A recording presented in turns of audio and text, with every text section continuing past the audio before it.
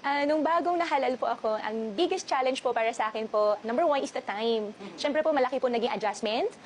From private po nga magagawa po yung gusto mo.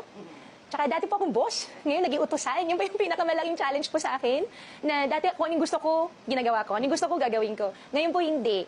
And pagdating po pala sa government, marami po tayong fina-follow ng mga documents, mga protocols. Kagaya po ng isang project po natin na akala ko po, pag may pondo na ang munisipyo, may approval na po na may mga plano na po, pwede na po siyang gawin. Yun po pala hindi.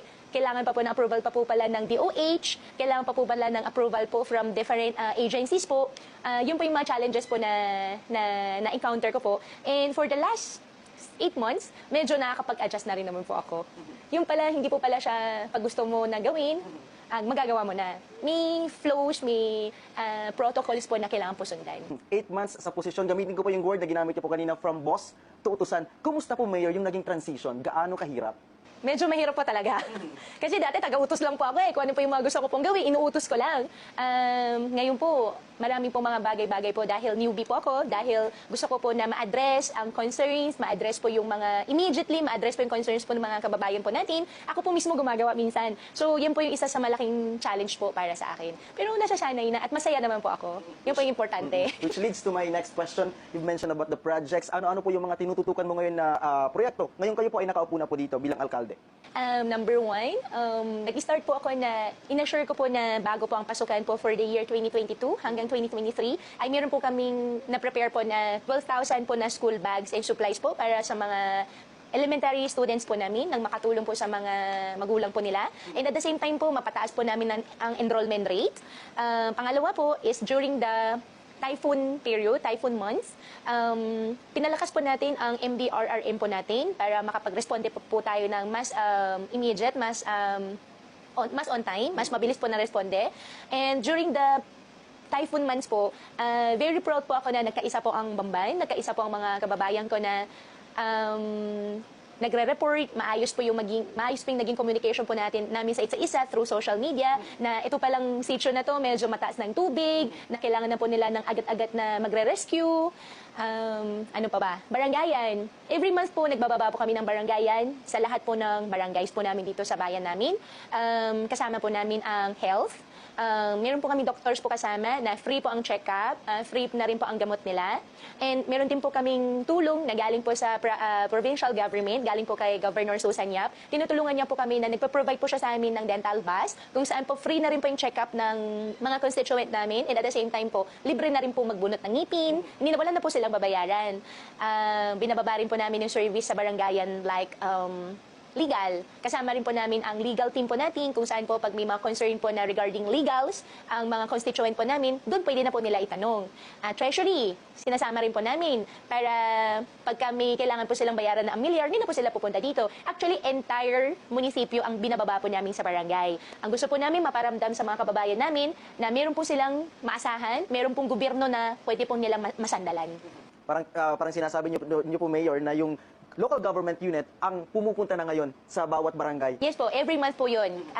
LGU na po ang pupunta sa barangay. At kasama rin po namin every month po pala, pati yung mga, mga ilan agencies po na galing sa national, like National ID, kasama rin po namin sila, gumagawa po ng ID, and DOH po. Kahit na hindi na po masyadong harmful po ang COVID po sa atin, ini-encourage pa rin po namin na magpasaksak po ng bakuna, mag-inject po. Kasama rin po namin monthly ang FIRE, kung saan po meron po silang demo sa mga kababayan po namin na in case of emergency po, pag may fire, at how to prevent po the fire incidents po. Kasama rin po namin ang kapulisan, kung saan po ina-assist po din ng mga pulis po ang mga kababayan po natin na mga police clearances.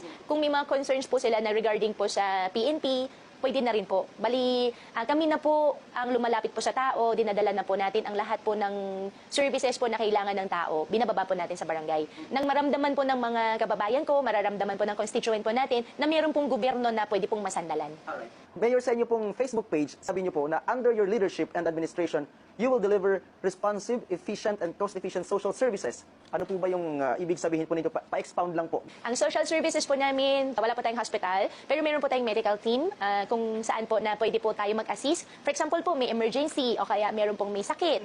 Ina-assist po ng medical team po natin yon. Kung for example po, pupunta po sila ng TPH po. Sa Tarlac Provincial Hospital po kasi, wala na po silang babayaran. Pero ano po yun, sagot na po ni Governor po lahat. Sagot na po ni Governor Susan Yap lahat yun. Ang sa amin po, bilang LGU naman po, ang pinaprovide lang po namin is a representative po ng medical team para matulungan po yung mga kababayan po namin na mag-process po ng mga requirements at nagpo-provide din po kami ng ambulansya at nagpo-provide din po kami ng transportation kung saan po kami makakatulong po.